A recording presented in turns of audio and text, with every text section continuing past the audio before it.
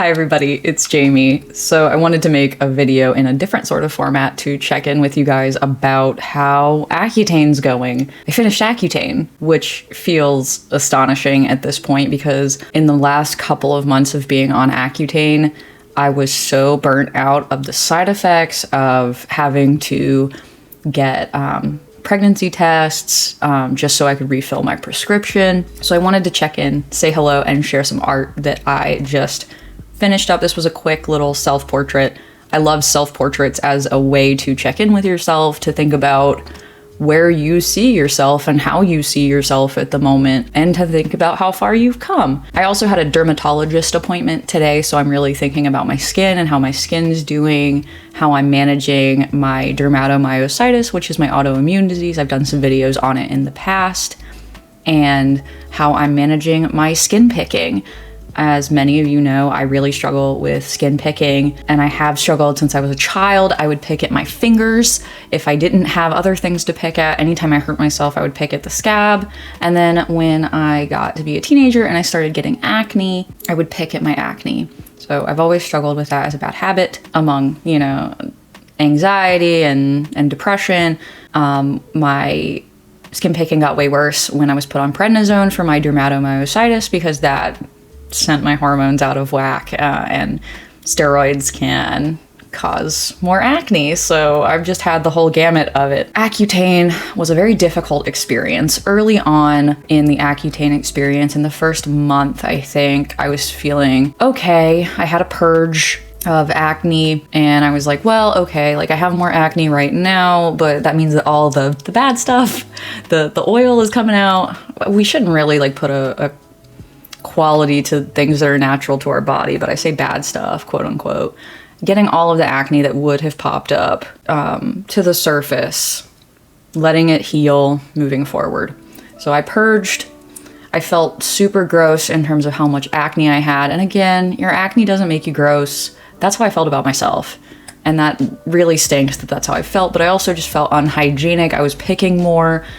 I wasn't in a good place in terms of my mental health, but I was also thinking toward the future when my skin would be clear. And that's what I was looking forward to. I had my dermatomyositis managed, and I really felt like this was the next step to taking care of my skin. I also wanted to go on Accutane to treat my acne so that my skin picking would not be as severe because it was really limiting my social interactions with others.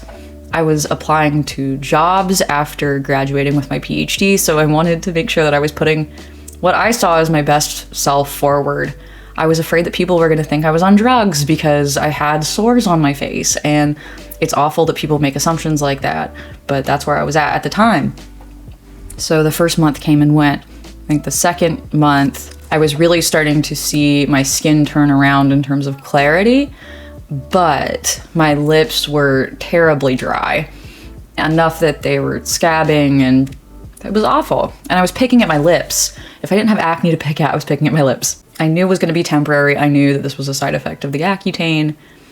My skin was also very dry, so I had to think about not picking the peeling skin as it all healed and as it transitioned to the next stage of whatever my skin was going to be. As I moved forward with the Accutane, month 3, 4, and 5, those were characterized mostly by side effects, including blurred vision. Sometimes my vision would just get blurry for a moment, like I was having a hard time focusing.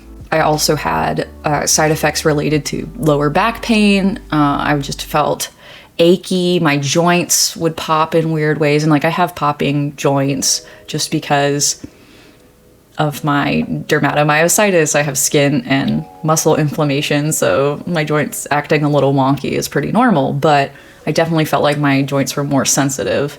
That was another side effect. And then nosebleeds. Nosebleeds were a huge issue. Even at the end of my course of Accutane, in the last month, the nosebleeds were especially bad, to the point where I had to test for COVID, and I swabbed the inside of my nose, and I had to basically say, well, this test is invalid because I can't test without getting blood on the swab. Apparently, that will invalidate your COVID test if you have blood in your swab. So just so you know, folks, One thing that I noticed in month 1 and 2 of Accutane was that my skin became really rough like sandpaper and then started peeling. My sebaceous filaments on my nose felt like they fell out, which was bizarre. So I have a very smooth nose at the moment. I'm curious to see how that will change after being off Accutane. I've been off Accutane for 2 weeks. My dermatologist has recommended going on tretinoin just to put myself in the best position to not relapse with my acne after finishing Accutane. Do I regret going on Accutane? No, I feel really good about that decision. It was a very difficult 5 months, but it was worth it to see such positive changes in my skin picking behaviors. At this point, my biggest picking spots are my lips and my scalp because my scalp got very dry.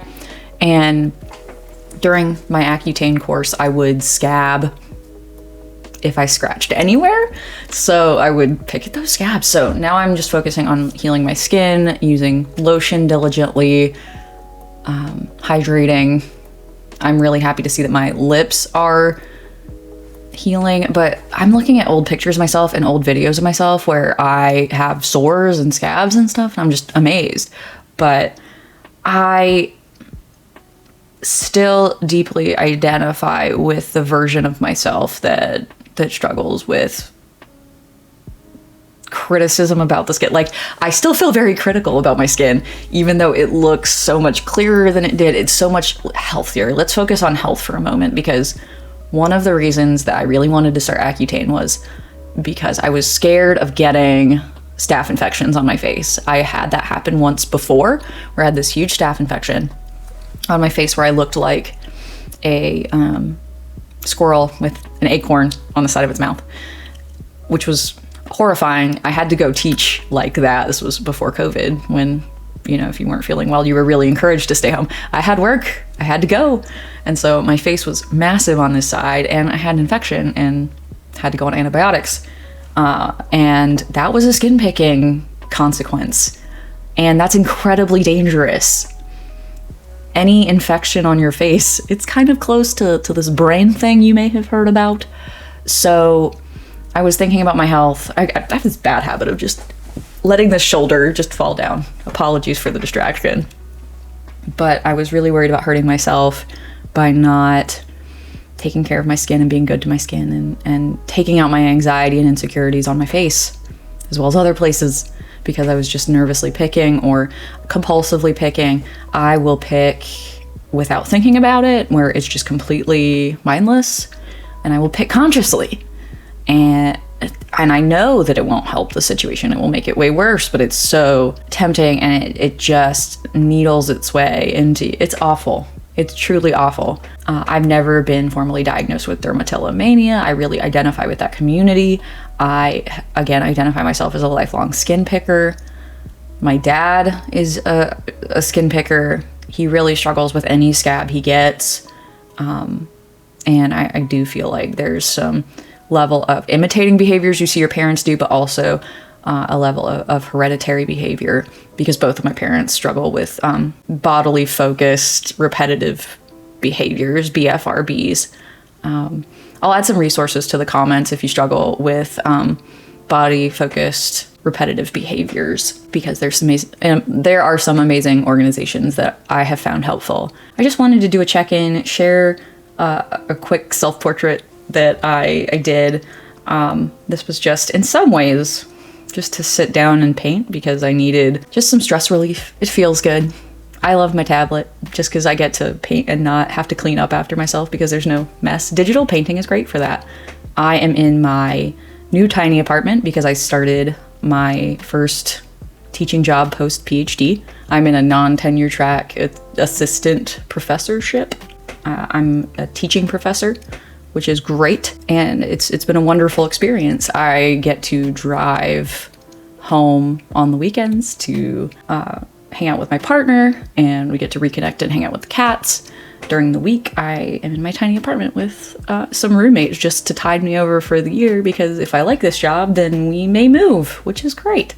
So things have been going well on my part. I've been doing some short impersonal videos, but this one was just more to touch base and talk about how Accutane went. People can be very presumptuous and sensitive about Accutane, and they can be very presumptuous about acne and skin picking. So I wanted to give my honest experience. If you have any questions, please leave them in the comments. I'm happy to answer any questions that you have about side effects, about dosage. I was on 80 milligrams throughout my course for 5 months.